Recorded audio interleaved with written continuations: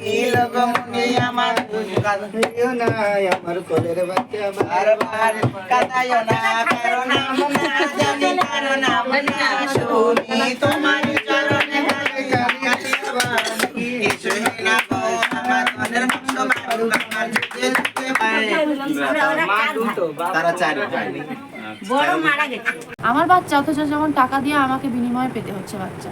গেল টাকাও নিয়ে গেল, খুব একদম মোটা অঙ্কের টাকা, এত টাকা দাবি করবে বলে ভাবতেও পারিনি।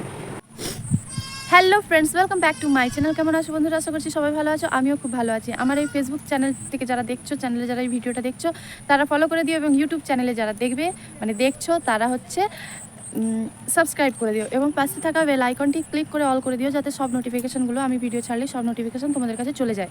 তো আমি এখন ঘরের মধ্যে নেই, দেখতেই পাচ্ছ। আর বিকেলের ওয়েদারটি তোমাদের কেমন লাগলো বলো। আমি প্রথমেই দেখিয়ে দিয়েছি অলরেডি। আর কেমন লাগলো বলো, একদম বর্ষা বিকেলে রোদের মধ্যে আবার বৃষ্টি, এরমই চলছে। খুব ভালো লাগছে ওয়েদারটা। আমি ঘরের মধ্যে এখন নেই, কারণ ঘরে প্রচণ্ড কারেন্টটার একটু ডিস্টার্ব হচ্ছিলো, আর প্রচণ্ড গরম। এখানে ফুটফুট করে হাওয়া বইছে, খুব ভালো লাগছে, মানে ওয়েদারটা জাস্ট অসাম। তো যাই হোক, বৃষ্টি চলে এলো, দেখো কথা বলতে এলাম তোমাদের সাথে একটু, তার উপরে বৃষ্টি চলে এলো। আর সেটা দেখে নিশ্চয়ই বুঝতে পারছো আমি কি টপিকে ভিডিও করতে এসেছি, বা তোমাদের সঙ্গে কি টপিক নিয়ে কথা বলতে এলাম। তো হ্যাঁ, কাল মাসিরা এসেছিলো, মানে মাসিরা বলতে অনেক রকমেরই মাসি হয়, অনেক রকমেরই মাসি হয়। তো তোমরা দেখে হয়তো চিনতে পেরেছো। তো হ্যাঁ, হিঁচড়ে মাসিরা এসেছিলো কাল, এসে যাই হোক একদম টাকা নিয়ে চলে গেল। কি বলবো, আর বলার কোনো ভাষা নেই। আমি আমার ঠাকুমা, দিদিমা, মায়েদের কাছে শুনেছিলাম যে হিঁচড়েরা নাকি বাচ্চাদেরকে নাচায়, বাচ্চাদেরকে নাচালে নাকি ভালো, হিঁচড়েদের কোলে বাচ্চা রেখে নাচালে ভালো, খুব বাচ্চা ভালো হয়। ঠিক আছে, ভালো হয়, মানলাম। তো আজকে সেটা আমার বাচ্চা হওয়ার পর আমি দেখেও নিলাম, কত কি দেখছি বাচ্চার পর। তো গাইস, তখন বৃষ্টিটা এলো আর আমি ওখান থেকে ছুটে পালিয়ে এলাম আমার বাড়ি। বাচ্চা দপদপ করছে লাইটটা, পাখাটা শব্দ হচ্ছে, মানে এটা কারেন্টের প্রবলেম। তার জন্য আমি ভিডিওটা এখানে করতে চাইনি, কিন্তু কি করবো, বাচ্চা ঘুমোচ্ছে, এখন যেতেও পারছি না। তো যেটা বলার ছিল যে, তো এইরকম আমি দিদিমা ঠাকুমাদের কাছে শুনেছিলাম হিঁচড়েরা আসে, তারা বাচ্চাকে নাচিয়ে যায়, কোথাও বাড়ি বাড়ি গিয়ে, মানে যাদের বাড়িতে বাচ্চা আছে নাচিয়ে যায়। আমার বাড়িও এসেছিল, নাচিয়ে গেল, টাকাও নিয়ে গেল, খুব একদম মোটা অঙ্কের টাকা, এত টাকা দাবি করবে বলে ভাবতেও পারিনি, কোনোদিন ভাবতে পারিনি এত টাকা এমনি এমনি চলে যাবে আমার। তো আসলো, আমি যেদিনটা আসে ওরা আসলো, একজন প্রথমে দেখতে এলো, বলছে কী রে তোর বাচ্চা বের কর। ঠিক আছে, বাচ্চা বললাম, বাচ্চা যে ঘুমোচ্ছে দেখে নাও, তোমরা বসো। আমি মাদুরটা পেতে দিলাম, আর মাদুর পেতে 4-5 জন ছিল তো, আর ওরা বলছে মাদুর নিচে বসবো, তো মাদুর পেতে দিলাম। মাদুর পেতে তারপর একজন এলো, দুজন এলো, দুজন থেকে তারপর আবার দুজন এলো, মানে টোটাল 4 জন এসেছিলো। 4 জন এলো, এসে পড়ে এবারে বলছে পেমেন্ট কে করবে, এরকম বলছে। তো আমি বললাম পেমেন্ট আমিই করবো, আর কে করবে, এখন বাড়িতে আমাদের কেউ নেই, ছেলেরাও সব গেছে বাইরে, তো আগে পেমেন্ট কর, তারপর বাচ্চাকে নাচাবো। আমি বললাম এটা কীরকম কথা, মানে তোমরা কি শুধু পেমেন্ট নিতেই এসেছো? তাহলে আমি হেসেই আর কি করে বলছি যে তোমরা কি তাহলে পেমেন্ট নিতেই এসেছো? দিয়ে বলছে না, পেমেন্টটা কর, তারপর বাচ্চাকে নাচিয়ে যাবো, আমাদের কি ঘর বাড়ি নেই, আর আমরা কি এখানে তোর বাড়িতেই বসে থাকবো? আমি বললাম হ্যাঁ তাই থাকো, আমার তাতে কোনো অসুবিধে নেই, তোমরা তাই থাকো, কদিন আর থাকবে। তো এইভাবেই আর কি হলো, কথাবার্তা হলো। ওদের বেশ কথাগুলো আছে, আমার তো মানে একটা কথা গায়ে সহ্য হচ্ছিল না, কিন্তু তাও আমি ভালোভাবেই বলেছি বসতে, জল দিলাম, বললাম তোমরা কিছু, সকালে এসেছিলো তো তাই বললাম কিছু ব্রেকফাস্ট করেছো, নাহলে মুড়ি খাওয়ার ব্যবস্থা করছি, করতে হবে না, আমরা খেয়ে দিয়ে এসেছি। ভালো কথা। তারপর মানে যে দাবিটা করলো, আমাদের তো পুরো মাথায় হাত।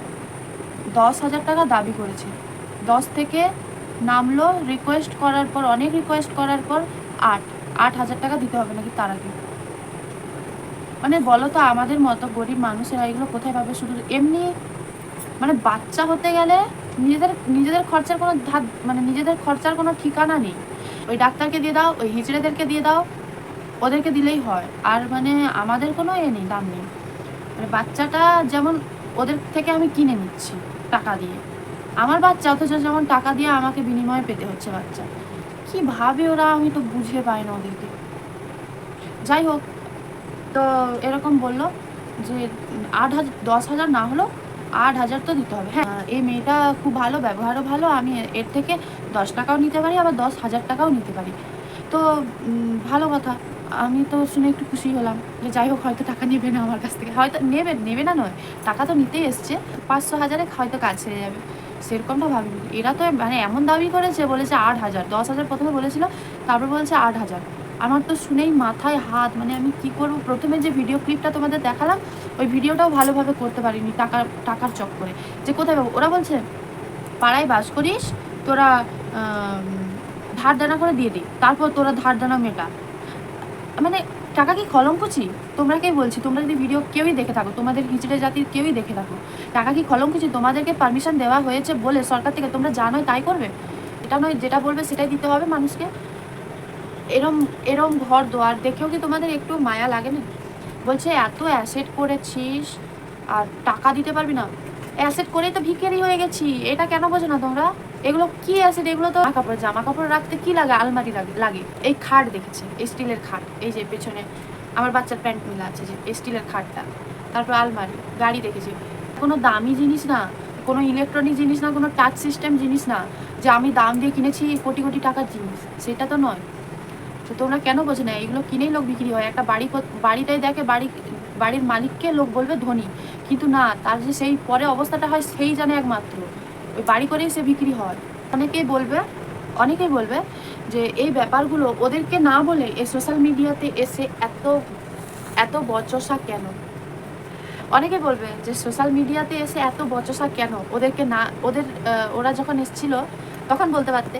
অবশ্যই ওরাকেও বলেছি যে দেখো দিদি ভাইরা, আমাদের এই পরিস্থিতি দেখে মনে হয় আমাদের খুব টাকা, আর এরমভাবে আমরা এত টাকা দিতে পারবো, বলিনি না এমন নয়। তো তোমাদেরকে আমার জানানোটা দরকার মনে হয়েছে, তাই আমি জানাচ্ছি। ফেসবুক ফ্রেন্ড যারা দেখছো বা ইউটিউবে যারা দেখছো, সবাইকে আমি জানাতে চাই এই ব্যাপারটা। এইবার কথা আসি যে আমি কেন এত টাকা দিলাম বলতে, সবাই বলে না বাচ্চার মায়া কঠিন মায়া একটা, মানে বাচ্চার জন্য মানুষ সব কিছু করতে পারে, সেরকমই আর কি। তো হিজড়েদের যেমন আশীর্বাদ লাগে শুনেছি, সেরকম বলে অভিশাপও নাকি লাগে। তো আমি সেই টেনশনে আমি পয়সাটা মানে কত টাকা দিতে বাধ্য হয়েছি। কি করব এখন বাচ্চাকে আশীর্বাদ দিতে এসে যদি অভিশাপ দিয়ে চলে যায়, আমার বাচ্চা পস্তাতে আমাকেই হবে। তার জন্য সেই ভয়েই আমি ওদের কাছে নত শিকার হয়েছি এবং খুব ধীর গতিতে, ধীর মস্তিষ্কে আস্তে আস্তে কথা বলেছি। ভালো ব্যবহার ভালো বলতে কি, ব্যবহার সেরকম আমি বাজে ব্যবহারও করিনি।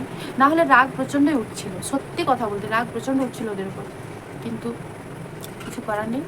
দেখো লাস্ট আমি একটা কথা বলে দিচ্ছি, তোমাদের বাড়ি বাড়ি গিয়ে বাচ্চা নাচানো কাজ ঠিক আছে, তোমরা নাচাতেই পারো, কিন্তু যে যেটা দিচ্ছে খুশি মনে সেটাকে গ্রহণ করো না। যে যেটা দিচ্ছে খুশি মনে, যদি 10 টাকাও দেয় সেটা যে যার সামর্থ্য মতোই দেয়, এবং 10 টাকা দিলেও সেটাকে খুশি মনে গ্রহণ করো। দেখবে তোমরাও কারো কাছে খারাপ হবে না, আর আমরাও খুব ভালো গর্বিত হব, আর তোমরাও কারো কাছে অপ্রিয় হয়ে উঠবে না, এটুকুই বলবো। তো যে যেরকম খুশি মনে দিচ্ছে সেটুকুই গ্রহণ করে নাও, এরমভাবে জোর জবরদস্তি করো না। জোর জবরদস্তি করলে সেখানে কিন্তু কোনোদিন প্রিয় হতে পারবে না, তোমরা সবার কাছে অপ্রিয় হয়েই থেকে যাবে। ঠিক আছে? তো এটাই আমার এই মেসেজটা দেওয়ার জন্যই আমার এত বড় ভিডিওটা বানানো। তোমরাও যদি আমার সাথে একই সহমত হয়ে থাকো, আমার ভিডিওতে একটা লাইক দিয়ে যেও। আর চলো এখানেই আমি ভিডিওটা শেষ করছি, আবার অন্য কোনো ভিডিও নিয়ে আসবো। এই ভিডিওটা তোমাদেরকে আমার জানানো দরকার হয়েছে বলেই আমি জানাচ্ছি বা জানিয়েছি। তো আমি জানি ভগবানের উপরে কেউ নেই। হ্যাঁ, অনেকে আমাকে অহংকারীও বলতে পারো, আর বলতেও পারো যে খুব আত্মহংকার, খুব মানে গরবী, বলতেই পারো, আমার গায়ে লাগে না। বাট আমি জানি যে ভগবানের উপরে কেউ নেই। হ্যাঁ, মানুষের মধ্যেই ভগবান থাকে, সেরকম ব্যবহারে পাওয়া যায়। বাট ওরা এসে যে প্রথমে ভালো ব্যবহার করছিল, তারপর যে ব্যবহারগুলো দেখেছে আমার তো একদমই পছন্দ হয়নি। আমি শুধু আমার বাচ্চার কথা ভেবে আমি মানে চুপচাপ থেকেছি। ভালো থেকো, সুস্থ থেকো সবাই, আর পারলে একটা ভিডিওতে লাইক দিয়ে যেও। Tata, by.